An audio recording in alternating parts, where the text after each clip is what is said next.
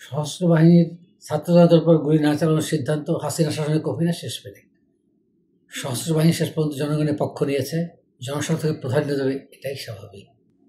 Lieutenant general Mohammad Mahfuzur Rahman, সশস্ত্র বাহিনী বিভাগের সাবেক principal staff officer PSO lieutenant general Mohammad Mahfuzur Rahman বলেছেন, আমাদের জুলাই গণঅভ্যুত্থানকে আমরা যদি আরব বসন্তের সাথে তুলনা করি তাহলে দেখব যে সেখানে শুধু তিউনিসিয়া ও মিশরে গণঅভ্যুত্থান সফল হয়েছিল। এর মূল কারণ হলো দেশ জুড়ে সশস্ত্র বাহিনী আন্দোলনরত জনগণের উপর গুলি চালাতে অস্বীকৃতি জানিয়েছিল। ফলে তিউনিসিয়ার বেনালির 23 বছরের এবং মিশরের হোসনি মোবারকের 30 বছরের স্বৈরশাসনের অবসান ঘটেছিল। লেফটেন্যান্ট জেনারেল মাহফুজুর রহমান বলেন, আমি মনে করি 3 আগস্ট বাংলাদেশের সশস্ত্র বাহিনী ছাত্রদের উপর গুলি না চালানোর সিদ্ধান্ত ছিল শেখ হাসিনার শাসনের কফিনে শেষ পেরে। তবে আমি সশস্ত্র বাহিনীর চেইন অফ কমান্ডকে ধন্যবাদ জানাই দুটি কারণে। প্রথমত, তারা বাহিনীর বৃহত্তর অংশের মনোভাব অনুধাবন করতে পেরেছিল। দ্বিতীয়ত, আমাদের প্রতিরক্ষা নীতির একটি স্তম্ভ হচ্ছে বাহিনী হবে জনবন্ধু, এই দর্শনকে সশস্ত্র বাহিনী যথাযথ গুরুত্ব দিতে পেরেছিল। ফলে সশস্ত্র বাহিনী দেশের বিপদে আপদে জনগণের আকাঙ্ক্ষাকে ধারণ করবে, এটি তো স্বাভাবিক এবং প্রত্যাশিত। সশস্ত্র বাহিনী সেটিই ধারণ করেছে।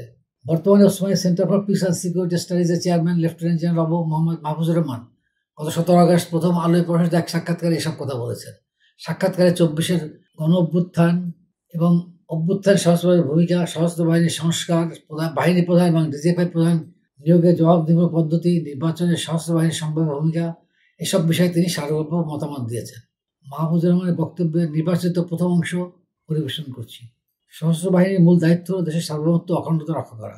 দেশের মৌলিক মূল্যবোধ ও স্বার্থ যখন হুমকির মুখে পড়ে এবং অন্যান্য প্রতিষ্ঠান বা সংগঠন যদি সেই পরিস্থিতি মোকাবেলায় সফল না হয়, সেক্ষেত্রে সশস্ত্র বাহিনী তার দায়িত্বের অংশ হিসেবে এগিয়ে আসে।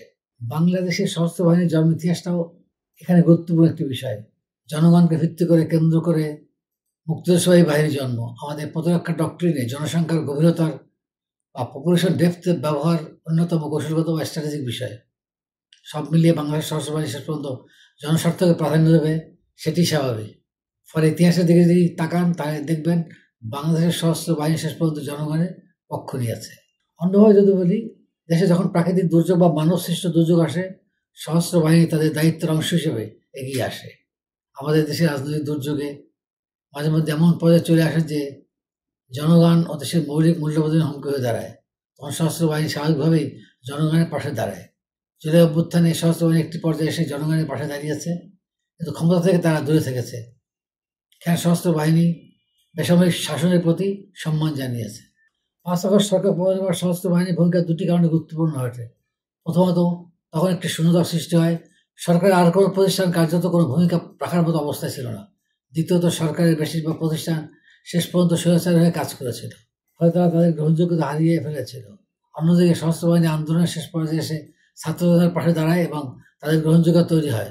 সেই ধারাবাহিকতাতেই সরকার গঠন বা প্রশাসন দাঁড় করানোর ক্ষেত্রে সশস্ত্র বাহিনীর উপর সহযোগী হিসেবে দায়িত্ব এসে যায়। গণতান্ত্রিক কাঠামোতে সশস্ত্র বাহিনী রাজনৈতিক ক্ষমতার অধীন, সেখানে রাজনৈতিক ক্ষমতা জনগণ দ্বারা নির্দেশিত হয়। তবে 2024 সালে আমাদের দেশের ক্রান্তি লগ্নে অন্তর্বর্তী সরকার গঠনে সশস্ত্র বাহিনীর সহযোগী ভূমিকা ছিল, ফলে এখানে সমীকরণটা একটু ভিন্ন।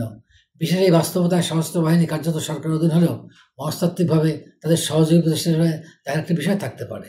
তবে এটা আমার একান্ত ব্যক্তিগত ধারণা।